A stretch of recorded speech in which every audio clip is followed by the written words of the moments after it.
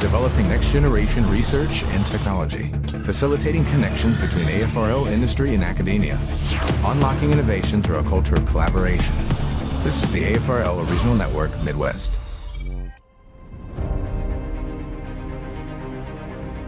We know there is a need for low-power, event-based image sensors that can enable neuromorphic processing capabilities in the infrared range. The ability to detect images in rapidly moving objects in the dark and in suboptimal atmospheric conditions is necessary for combat-ready ground troops, training applications, surveillance, and naval search and rescue, to name a few.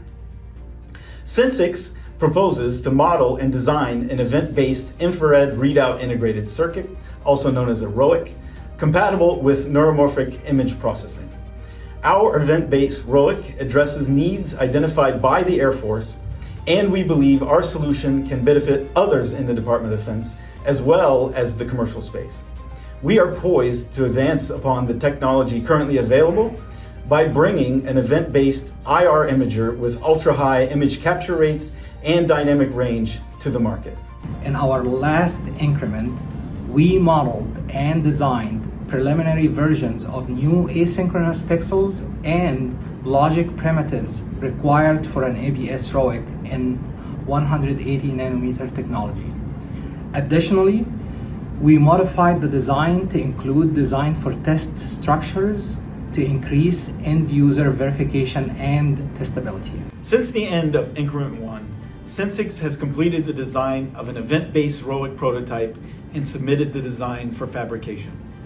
This design will enable us to have significant contrast sensitivity improvement over traditional event-based pixels.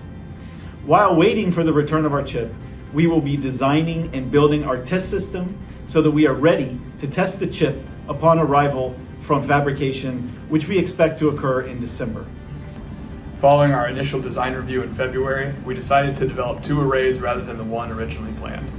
One array would contain a baseline pixel architecture from the literature adapted for mid-wave infrared, while the other experimental array would contain a linear mode TIA pixel.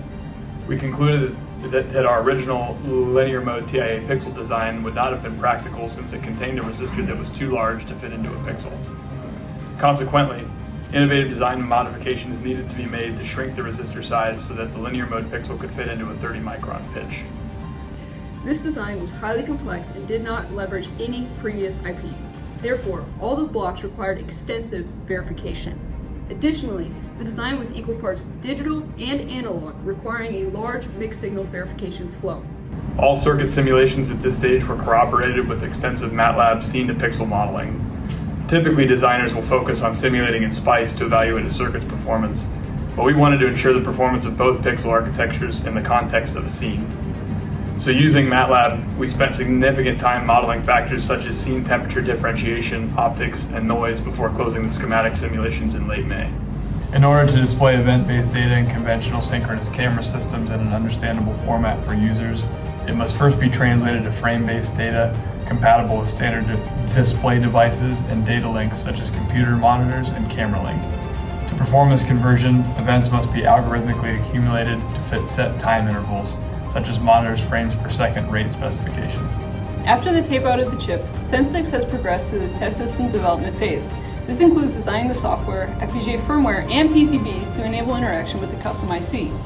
For the FPGA firmware and software, our main goal is to develop two complementary modes of image viewing. The first is a real-time viewing, where the user can view the events as they come in on the computer.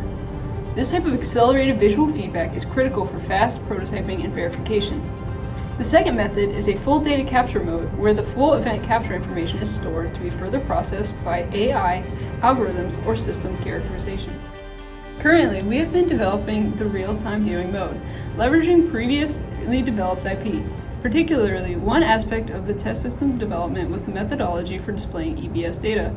This includes converting the events to a synchronous frame that is human viewable and reformatting the data to a predetermined standard.